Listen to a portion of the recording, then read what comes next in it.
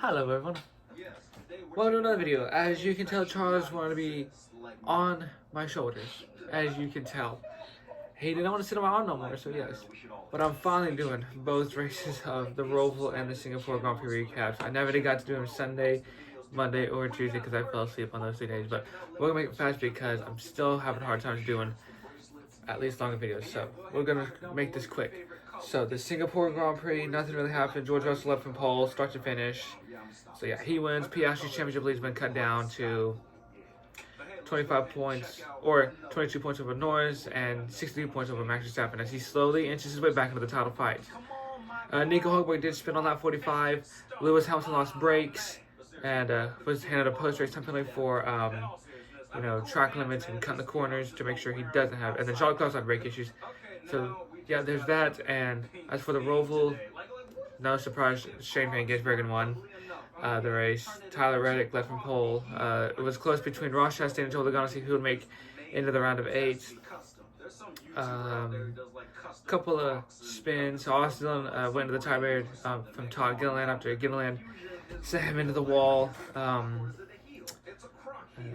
Carson Hocevar wiped out Austin Cindric, basically took Cindric out of the round of 8. Chastain had misfortunes on pit road with both speeding and missing the pit exit. Great battles between SVG, Kyle Larson, and Christopher Bell through the final few laps. SVG won stage 1, Ross Chastain or Brian Blaney won stage 2, and then you have a great balance between Kyle Larson, SVG, and Christopher Bell. Turn 7 wasn't as chaotic as compared to last year, because last year with the new configuration, it was kind of hard. Would you stop? Sorry guys, it's Charles. I don't know what he's doing behind me, but yes. Then what else happened? Let's see, what else happened? Oh,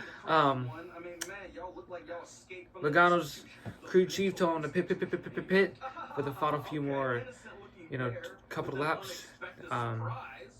So yep, he did that, and then white flag comes out. Shane Van Gisbergen takes the white flag, wins the Roval ahead of Kyle Larson and Christopher Bell. Denny Hamlin passed Chastain. That would be enough to get Logano in and Chastain out. And then going into the finals, going into the Della Raggia chicane, Chastain was trying to get back at Denny Hamlin, but wasn't quite there. And he knew he had to make something happen. And then going into the final chicane, Ross Chastain absolutely sends it, wrecks Denny Hamlin, basically wrecks himself, and cost him and his team at Trackhouse a chance to go for the title, and most importantly, cost him and his team to advance into the round of 8. So Chastain was out, and the defending champion of Joe Logano was able to get on due to Ross Chastain's incident. But, yep. As I talked about, McLaren. Let's go back to McLaren for a second. I forgot to mention this, but McLaren have done it. McLaren are the 2025 Constructors Champions. The first time they've gone back-to-back in 30 years of 1980 and 1981. I believe that was it, unless it was 1990, 1991, I think. One of those years they went back-to-back.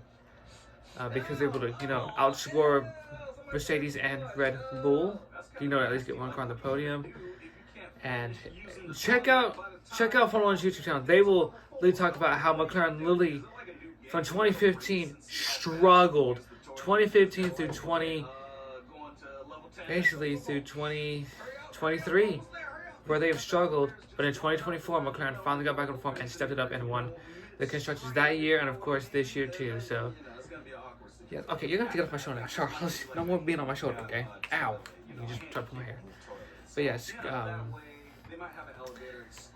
McLaren have done it. They are Constructors Champions for a 10th time, as they are slowly closing on Ferrari's 16th history of claiming more titles. But like I talked about with the new regulations and all that, we don't know where McLaren or Red Bull, Ferrari, Mercedes, Alpine, Aston, Haas, Cadillac, Audi will all be stacking up for next year. Even Williams.